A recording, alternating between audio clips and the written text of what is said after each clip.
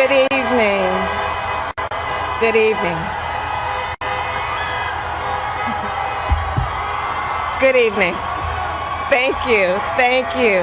Good evening. So, thank you. Good evening. So, Congressman John Lewis,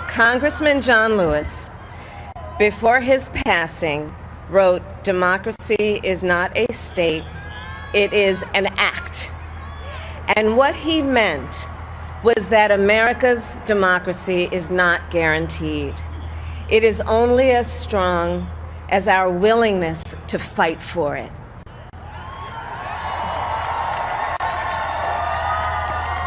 To guard it and never take it for granted. And protecting our democracy takes struggle, it takes sacrifice, but there is joy in it, and there is progress, because we, the people, have the power to build a better future.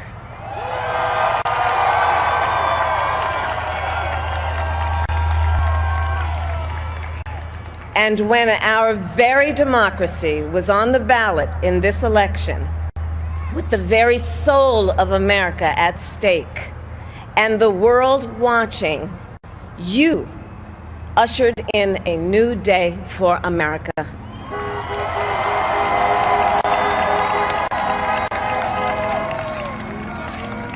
To our campaign staff and volunteers, this extraordinary team, thank you for bringing more people than ever before into the democratic process.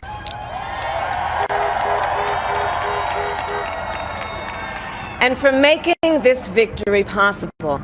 To the poll workers and election officials across our country who have worked tirelessly to make sure every vote is counted, our nation owes you a debt of gratitude.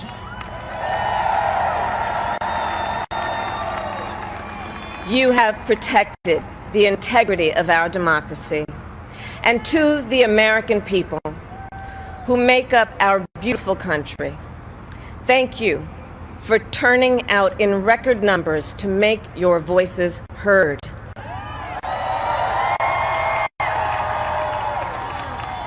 And I know times have been challenging, especially the last several months. The grief, sorrow, and pain, the worries and the struggles. But we have also witnessed your courage, your resilience, and the generosity of your spirit. For 4 years, you marched and organized for equality and justice, for our lives and for our planet. And then you voted.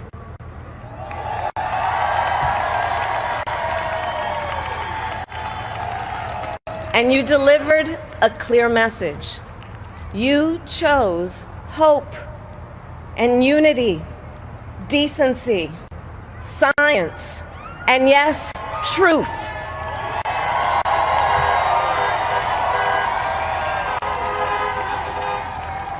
You chose Joe Biden as the next president of the United States of America.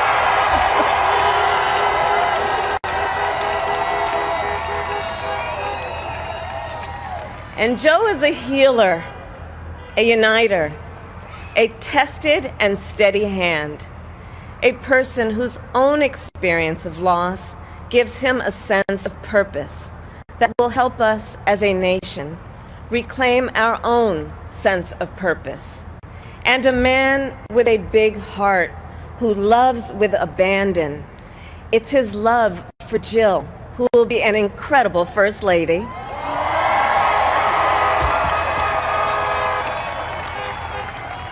It's his love for Hunter and Ashley and his grandchildren and the entire Biden family.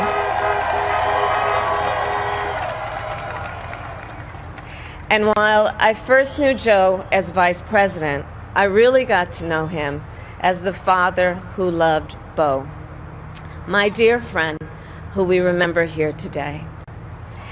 and to my husband, Doug,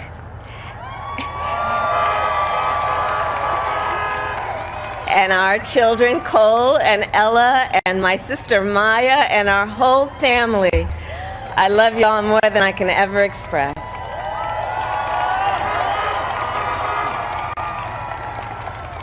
We are so grateful to Joe and Jill for welcoming our family into theirs on this incredible journey. And to the woman most responsible for my presence here today, my mother, Shamala Gopalan Harris, who is always in our hearts. When she came here from India at the age of 19, she maybe didn't quite imagine this moment, but she believed so deeply in an America where a moment like this is possible. And so I am thinking about her and about the generations of women, Black women,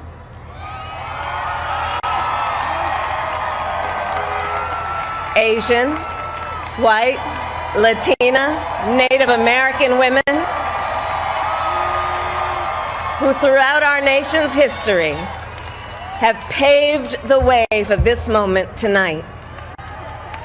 Women who fought and sacrificed so much for equality and liberty and justice for all, including the Black women who are often, too often, overlooked, but so often prove they are the backbone of our democracy.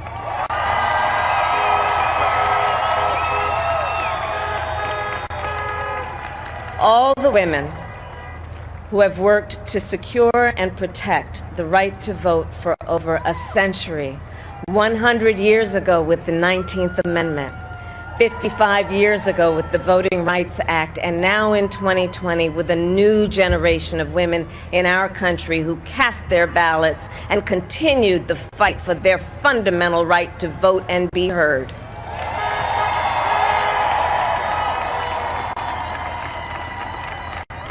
Tonight I reflect on their struggle, their determination, and the strength of their vision to see what can be unburdened by what has been. And I stand on their shoulders.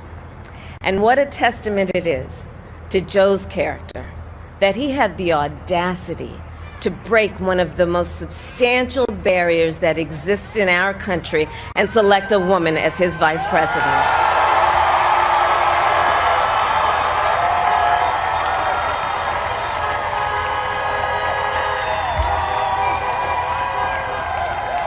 But while I may be the first woman in this office, I will not be the last.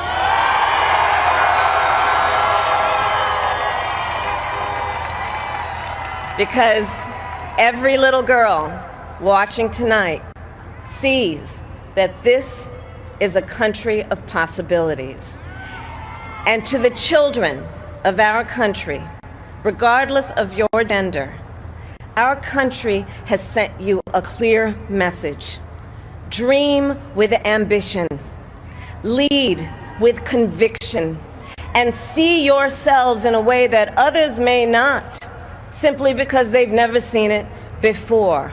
But know that we will applaud you every step of the way.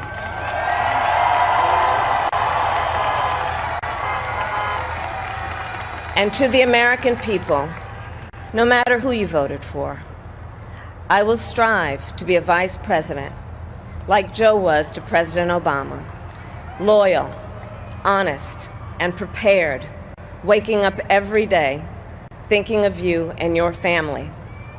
Because now is when the real work begins, the hard work, the necessary work, the good work, the essential work to save lives and beat this epidemic, to rebuild our economy so it works for working people, to root out systemic racism in our justice system and society, to combat the climate crisis, to unite our country and heal the soul of our nation.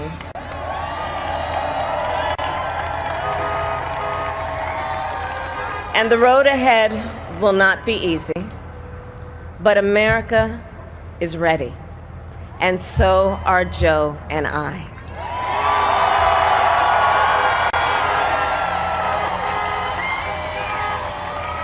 We have elected a president who represents the best in us, a leader the world will respect and our children will look up to, a commander-in-chief who will respect our troops and keep our country safe, and a president for all Americans.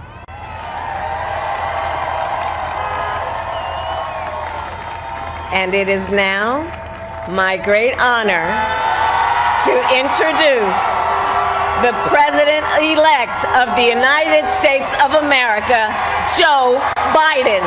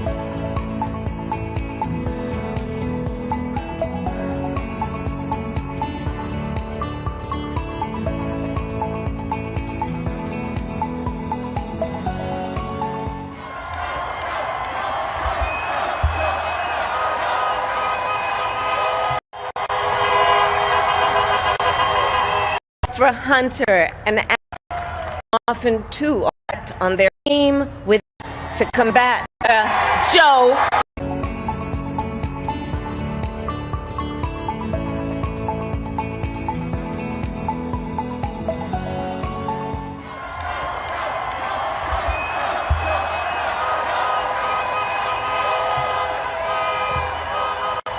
Hello, my fellow Americans.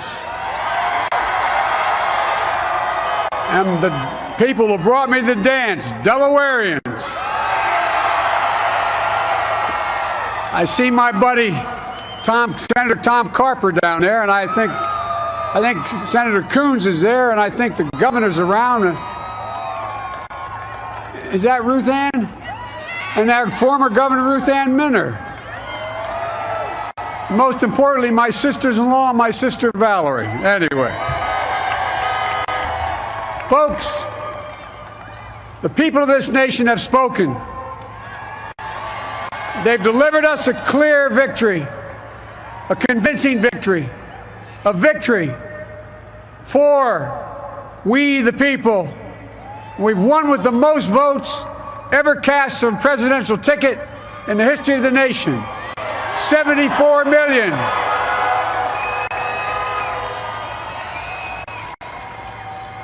What I must admit has surprised me. Tonight, we're seeing all over this nation, all cities and all parts of the country, indeed across the world, an outpouring of joy, of hope, renewed faith in tomorrow, bring a better day. And I'm humbled by the trust and confidence you placed in me. I pledge to be a president who seeks not to divide, but unify, who doesn't see red states and blue states, only sees the United States. And work with all my heart, with the confidence of the whole people, to win the confidence of all of you. And for that is what America, I believe, is about. It's about people. And that's what our administration will be all about. I sought this office to restore the soul of America, to rebuild the backbone of this nation, the middle class, and to make America respected around the world again, and to unite us here at home. It's the honor of my lifetime that so many millions of Americans have voted for that vision. And now, the work of making that vision is real. It's a task, the task of our time. Folks, as I said many times before, I'm Jill's husband. And I would not be here without her love and tireless support of Jill and my son Hunter and Ashley, my daughter, and all our grandchildren and their spouses and all our family. They're my heart. Jill's a mom, a military mom, an educator. And she has dedicated her life to education. But teaching isn't just what she does, it's who she is. For American educators, this is a great day for y'all. You're going to have one of your own in the White House. And Jill's going to make a great First Lady. I'm so proud of her.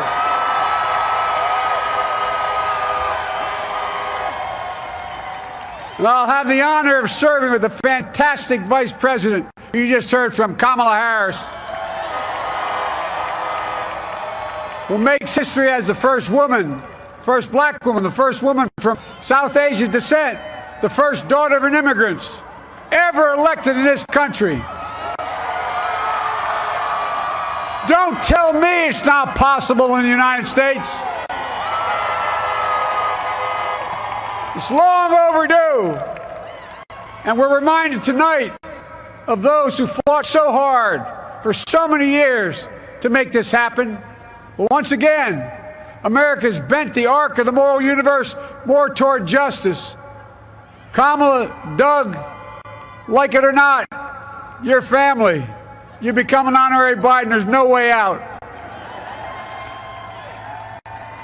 All those of you who volunteered and worked the polls in the middle of this pandemic, local elected officials, you deserve a special thanks from the entire nation.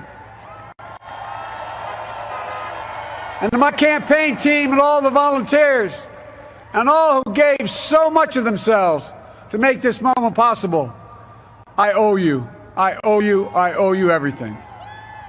And to all those who supported us, I'm proud of the campaign we built and ran. I'm proud of the coalition we put together, the broadest and most diverse coalition in history.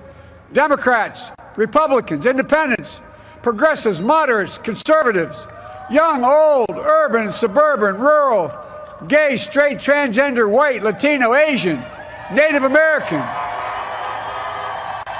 I mean it, especially those moments, and especially for those moments when this campaign was at its lowest ebb.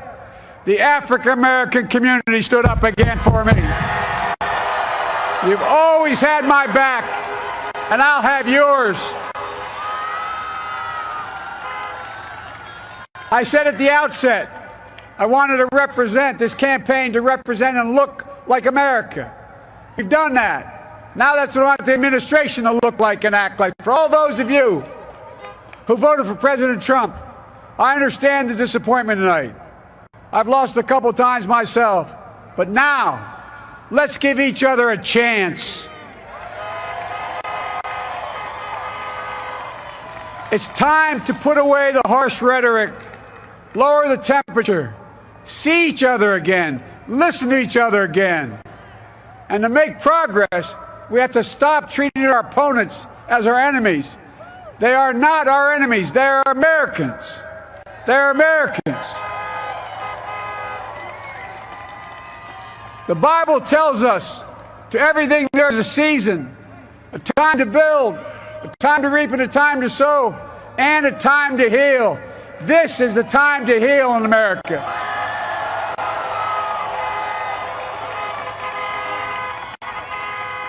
Now this campaign is over. What is the will of the people? What is our mandate? I believe it's this. Americans have called upon us to marshal the forces of decency, the forces of fairness, to marshal the forces of science and the forces of hope in the great battles of our time. The battle to control the virus, the battle to build prosperity, the battle to secure your family's health care, the battle to achieve racial justice and root out systemic racism in this country, and the battle to save our planet by getting climate under control, the battle to restore decency, defend democracy, and give everybody in this country a fair shot. That's all they're asking for, a fair shot. Folks, our work begins with getting COVID under control. We cannot repair the economy, restore our vitality, or relish life's most precious moments, hugging our grandchildren, our children, our birthdays, weddings, graduations, all the moments that matter most to us until we get it under control. On Monday, I will name a group of leading scientists and experts as transition advisors to help take the Biden-Harris COVID plan and convert it into an action blueprint that will start on January the 20th, 2021. That plan will be built on bedrock science. It will be constructed out of compassion, empathy, and concern. I will spare no effort, none, or any commitment to turn around this pandemic. Folks, I'm a proud Democrat, but I will govern as an American president. I'll work as hard for those who didn't vote for me as those who did.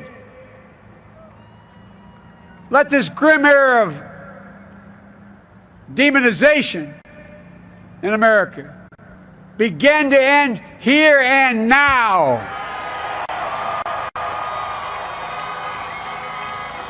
The refusal of Democrats and Republicans to cooperate with one another, it's not some mysterious force beyond our control. It's a decision, a choice we make. And if we can decide not to cooperate, then we can decide to cooperate. And I believe that this is part of the mandate given to us from the American people. They want us to cooperate in their interest.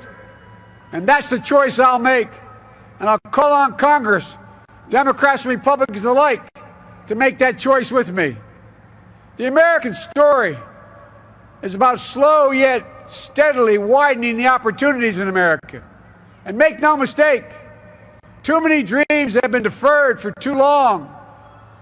We must make the promises of the country real for everybody, no matter their race, their ethnicity, their faith, their identity, or their disability.